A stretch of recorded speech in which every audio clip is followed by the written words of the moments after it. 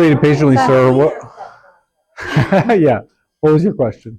Well, first of all, I want to say thank you for being here to talk to us today. You mentioned the nuances and the specific details in the parliamentary procedure of everything that you're involved in, and I agree with you that people generally do need more civil education to understand all the nuance and how we get laws passed and things changed in the state. And so, like, I'm sure you're very ensconced in that, very entrenched in all those processes and everything that goes on in our government, and thank you for your public service and your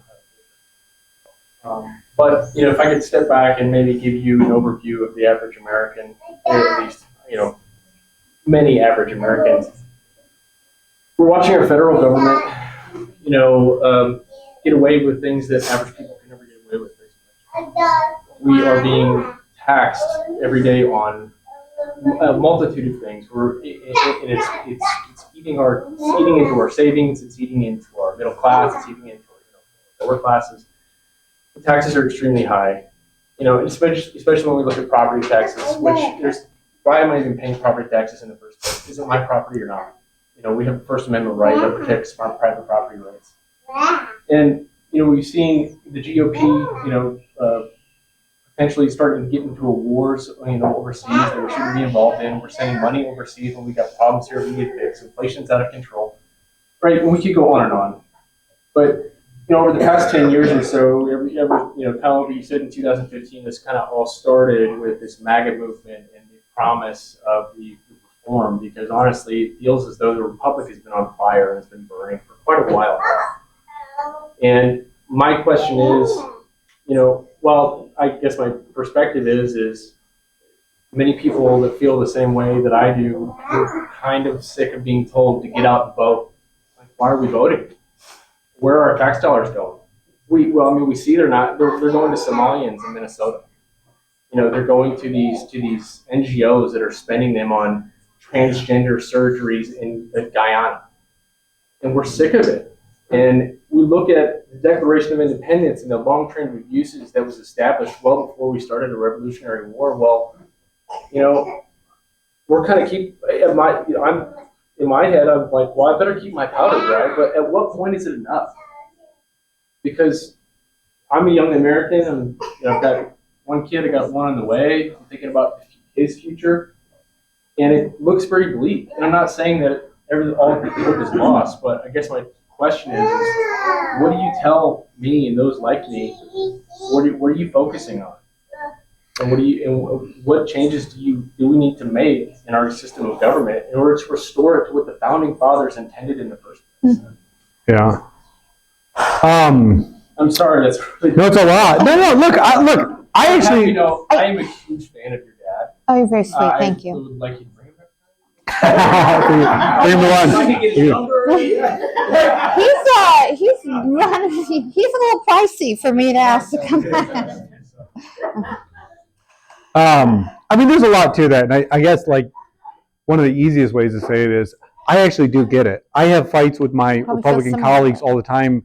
There are people, like especially in the party apparatus, that will go out there and just aggressively shame and mock people that say like, well, just vote Republican. It's that easy. Like, don't you understand? The Democrats are so bad. Just get out there. Stop asking all these questions. Do it. And my point is, unless we have something to demonstrate to people, to make them believe, to show, right? Not just make them believe, but like legitimately say, people are tired of just vote for my political jersey. And if there's more of me than them, we won, right? Like, who cares if the Republic's still on fire, right? So I really do get it. I will tell you, I can't BS this answer and say that I'm even 100% sure that it's totally worth it to go keep doing politics on politics terms. I do it because I say, what are the alternatives? Look, I've got my own layers of what I'm comfortable at home, and I take it very seriously that I can't rely on politics to be the defense of my family's security or something like that, right? I've got a Second Amendment for that, and I got but I think you're raising a really good point. Is that people have thrown in election after election, don't see outcomes. But I do want to challenge you a little bit and just because I've had to reframe it myself to just stop from, falling into the abyss of like, where it's over, right? It's like there's a couple things that I think are important for people to do when they're doing politics. Number one is being really honest about what the problems are. But number two is not allowing ourselves to only focus on those. And what I mean is, maybe it's not me, maybe it's somebody else, but I promise you, there is somebody doing politics right now that is actually working towards the things that you care about, right? And so what I often see from people who are really disappointed in the way things are going is they get locked into sort of a negative loop. Yeah. And it's important to be clear-eyed about what's going on, but I believe that I try to have like at least a 50-50, if not 2/3, 1/3 rule of it's important for us to continue to put our energy into the positive side of what are the solutions, right? Maybe you believe the solution is totally different than I do, and it's about building a local community that could survive a zombie apocalypse on its own, right?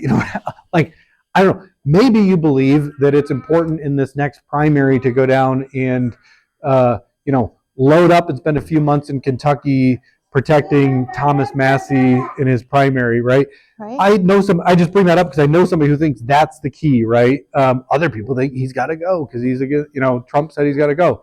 All I'm saying is that it's really easy to be upset about things. It's a lot harder to try to figure out where is there something that I can find, that I can vet, that I can believe in, that I can actually put my energy into. How many times you run for sheriff, right? Like say, I'm actually going to put myself into giving people this option, being the positive, I know there is no perfect answer on this, right? And I can't tell you the system certainly not gonna fix itself, but that's maybe the last thing about it is, I guarantee if you just walk away from it, the bad guys aren't going to, right? Like they never cease, they never stop. They're relentless in their pursuit of power over your life, and somebody has to fight it. So. And like the most effective way to fight it is from the inside. Not participating, period, I don't think is an effective way to fight against it. Obviously, because we chose to run and do it from the inside, right? But I will tell you, the longer my husband works for the government, the less I want to have to do with it, right? And then I'll be more